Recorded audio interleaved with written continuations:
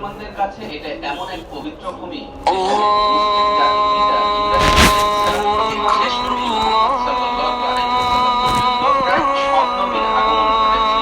আজকের ফিলিস্তিন ভূখণ্ডের সাথে যেসব নবী রাসূলের নাম জড়িয়ে আছে তারা হলেন ইব্রাহিম, ইসমাঈল, ইসহাক, লূত, ইয়াকুব, ইউনুস, দাউদ, সুলাইমান, ইয়াহইয়া এবং ঈসা আলাইহিস সালাম। এই মসজিদুল আকসার থেকেই নবী সাল্লাল্লাহু আলাইহি ওয়াসাল্লাম মেরাজে গমন করেন। সেখান থেকে ফিরে এসে এই মসজিদে সকল নবীদের জামাতে ইবাদত করেন। এছাড়া মক্কার কাবা শরীফ থেকে দুনিয়ার নামাজ আদায় করে মুসলমানগণ এই বাইতুল মুকাদ্দাসে কিবলা মেনে নামাজ আদায় করতেন। أشهد أن মসজিদুল আকসার আরো কয়েকটি নাম রয়েছে। মুসলমানরা বলেন আল মসজিদ, আল আকসা ও বাইতুল মুকাদ্দাস, আর ইহুদিরা বলেন টেম্পল অফ মাউন্ট। বাইতুল মুকাদ্দাস জেরুজালেম নগরে অবস্থিত। أشهد জেরুজালেম أن ফিলিস্তিন প্রদেশের অন্তর্গত। তবে এত বড় স্থাপনা, এটি অনেক বড় স্থাপনা সমন্বয়ে গঠিত বিশাল চত্বর, যাকে বলা হয় আরব আল শরীফ। 35 একরের এই চত্বরে রয়েছে বেশ কয়েকটি أشهد স্থাপনা। আল আকসা মসজিদ বা বিবি মসজিদ, কুব্বাতুস সাকরা বা ডোম অফ দ্য রক, ওয়াল মসজিদ, ওয়েস্টার্ন ওয়াল। মূল আকসা বা বিবি মসজিদ হল ধূসর সীসার প্লেট দিয়ে আচ্ছাদিত গম্বুজওয়ালা স্থাপনা। حي على অথচ الصلاة অনেকেই এই ডোম অফ দ্য রককে কেবল মসজিদুল আকসার বলে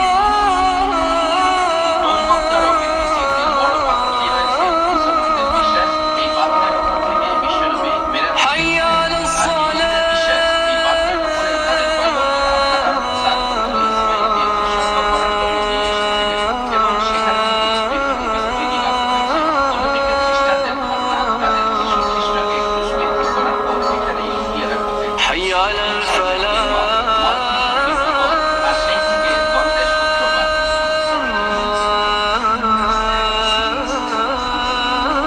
দ্বন্দ্বের শুরুটা হয় 1967 সালের আরব-ইসরায়েল যুদ্ধের মাধ্যমে। মাত্র 6 দিনের এই যুদ্ধে আরবরা পরাজিত حي হয়। على পশ্চিমে জর্ডান পূর্ব জেরুজালেম, যেখানে আল-আকসা অবস্থিত, দখল করে নেয় ইসরায়েল। গত 50 বছর ধরে ইসরায়েল এসব দখলকৃত জায়গা ইহুদি বসতি স্থাপন করে আসছে। 6 লাখের বেশি ইহুদির বসবাস এখন মসজিদুল আকসা ও এর আশেপাশের এলাকায়। আমাদের الله أكبر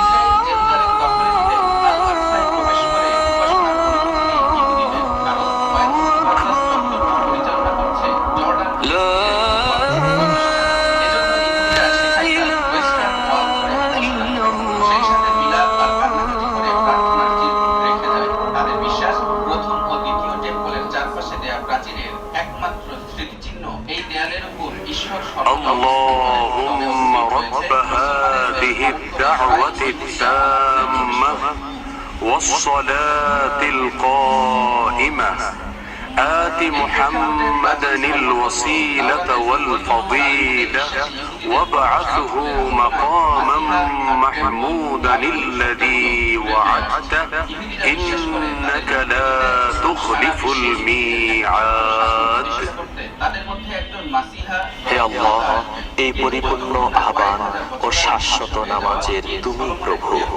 হযরত মুহাম্মদ মুস্তাফা সাল্লাল্লাহু আলাইহি ওয়াসাল্লামকে দান করো বেহেশতের সর্বোচ্চ সম্মানিত স্থান ও সুমহান মর্যাদা, আর তাকে অধিষ্ঠিত করো শ্রেষ্ঠতম প্রশংসিত স্থানে, যার প্রতিশ্রুতি তুমি তাকে দিয়েছ।